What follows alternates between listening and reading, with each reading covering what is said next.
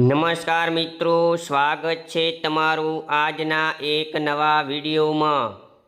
આજે આપણે વાત કરીશું કે દુનિયાનું સૌથી મોટું પુણ્ય અને પાપ કયું। ભગવાન શિવે માં પાર્વતીને જણાવ્યું રહસ્ય। તો એ પહેલાં જે મિત્રો ચેનલ પર નવા છે તેમને ખાસ નમ્ર વિનંતી છે કે વિડીયોને લાઇક, શેર અને ચેનલને સબસ્ક્રાઈબ કરવાનું ભૂલશો નહીં।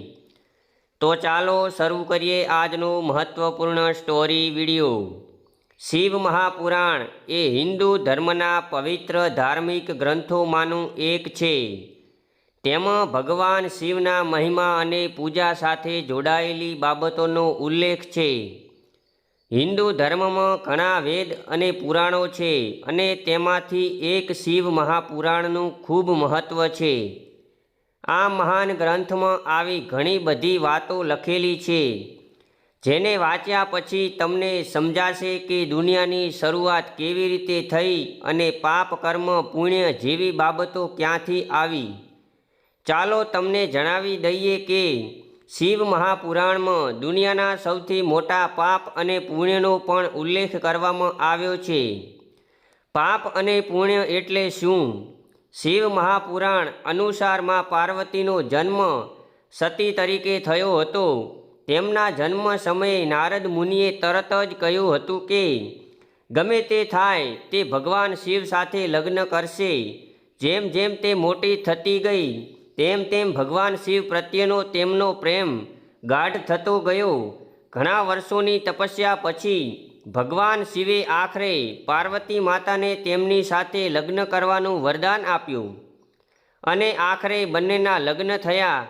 તમને જણાવી દઈએ કે એકવાર માં પાર્વતીએ ભગવાન શિવને દુનિયાના સૌથી મોટા પુણ્ય અને પાપ વિશે પૂછ્યું હતું। આ શ્લોકનો અર્થ શું છે તે જાણીએ। હવે આપણે ભગવાન શિવે માં પાર્વતીના પ્રશ્નના જવાબમાં જે શ્લોક કયો હતો તેનો અર્થ સરળ ભાષામાં સમજીએ। આ શ્લોકનો અર્થ એ છે કે આદર સાથે જીવન જીવવું અને હંમેશા સત્યવાદી રહેવું એ સૌથી મોટું પુણ્ય અને સત્કર્મ છે। સૌથી મોટું પાપ એ છે કે બેઈમાની કરવી અથવા આવા લોકોને ટેકો આપવો।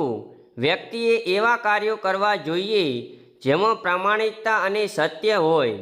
આ ઉપરાંત ભગવાન શિવે મા પાર્વતીને એમ પણ કહ્યું હતું કે એવા કાર્યમાં ક્યારેય સામેલ ન થવું જોઈએ જ્યાં લોકોના મન અને વિચારોમાં ગંદકી અને પાપ હોય।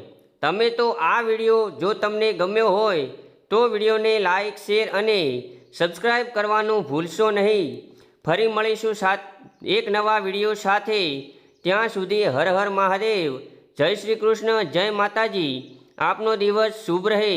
પવિત્ર શ્રાવણ માસની સર્વ દર્શક મિત્રોને હાર્દિક શુભકામનાઓ।